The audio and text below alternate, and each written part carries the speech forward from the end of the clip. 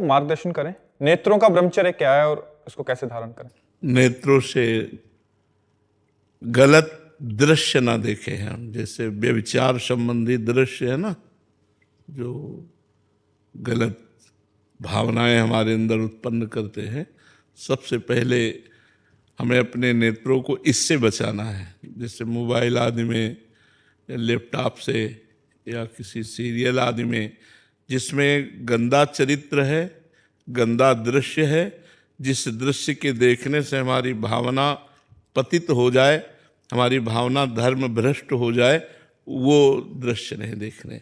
दूसरी बात, हमें किसी के दोष नहीं देखने, दृष्टि से किसी के दोष नहीं। अगर दोष दिखाई दे रहे तो हमको प्रणाम करना है, क्रिया पर नहीं जाना, कारण पर जाना है। कारण सब में परमात्मा विराजमान है, क्रियाएं तो ऊंच नीच सबसे होती रहती है, हमें किसी के दोष नहीं देखने। तीसरी बात, हम कोशिश करें कि सब में भगवान विराजमान है, ऐसी अपनी दृष्टि से देखने की भावना करें कि जड़ चैतन्य सब में, जैसे गोस्वामी जी कह रहे हैं, सिय राम में सब जग जानी, करो प्रणाम जोरी जुग पानी। सबको दोनों हाथ जोड़कर हम प्रणाम करते हैं, क्योंकि सब में भगवान सिया राम विराजमान है, गोस्वामी जी कह रहे हैं। तो हम अपनी दृष्टि, हमारी जो दृष्टि है वो पवित्र तभी होगी जब भगवत दृष्टि हो जाएगी, सब में भगवत दृष्टि हो जाए। तो हम गलत आचरण वाले, जैसे कोई पशु पक्षी मैथुन कर रहा है तो हमें नहीं देखना, इससे हमारी दृष्टि दूषित हो जाएगी।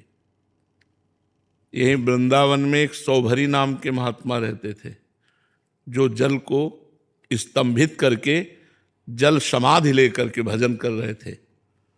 तो समाधि से उनके नेत्र खुले तो उन्होंने देखा मछली मैथुन कर रही है। हर जीव में होता है, बस उसका मनन होने लगा। जो देखा जाता है उसका मनन होता है। मनन हुआ तो उनको लगा क्या समाधि से भी बढ़कर सुख है, एक बार देखना चाहिए। चाह पैदा हो गई, नहीं मैं भी भोगूं, ऐसी चाह पैदा हो गई। अब वो ऋषि थे, सामर्थ्यशाली थे, सीधे उठे और राजा उस समय चक्रवर्ती सम्राट मानधाता थे। मानधाता के पास गए और कहा, अब सामर्थ्यशाली ब्रह्म ऋषि ऐसे कोई राजा से ऐसे कोई साधारण बात कर सकता है क्या? उन्होंने कहा अपनी पुत्री प्रदान करो। तो वो भी बड़े प्रवीण थे कि ना कहता हूं तो शाप दे देंगे, और हाँ कहता हूं तो कहा महलों की राजकुमारी, और कहा उनके शरीर से मछली जैसी दुर्गंध भी आ रही थी, क्योंकि जल में समाधिस्थ रहते, हड्डी हड्डी शरीर में। तो 50 पुत्रियां थीं। तो उन्होंने कहा महाराज जो तुम्हें पसंद करे उसे स्वीकार कर लो। बोले आदेश करो। महल में आदेश किया कि महाराज सौभरी ऋषि पधार रहे हैं, जो राजकुमारी उन्हें पति रूप में वर्ण करना चाहे वो स्वीकार कर सकती है। महाराज सौभरी ने रास्ते में अपना ऐसा रूप बनाया, और तपस्वी थे कि 50 मोहित हो गई। तो 50 पुत्रियों के साथ ब्याह किया, और एक दिन 50 की फिर संतानें हुई, सब ऐसे। तो एक दिन बैठे थे, पूरा परिवार देखकर अरे बोले कहाँ फंस गया, कहाँ जिस माया के विघ्न से बचने के लिए जल में समाधि लेकर भजन करता था, मछली के मैथुन क्रीड़ा को देखकर ये सब। तब उन्होंने लिखा, संगम तजेत मिथुन व्रति नाम मुमुक्षु सर्वात्मना न विसजेत बहिरिंद्रियाणि एकश्चरन रहश्चित्त मनंत से युंजीत तद्व्रतिषु साधुषु चेत प्रसंगा।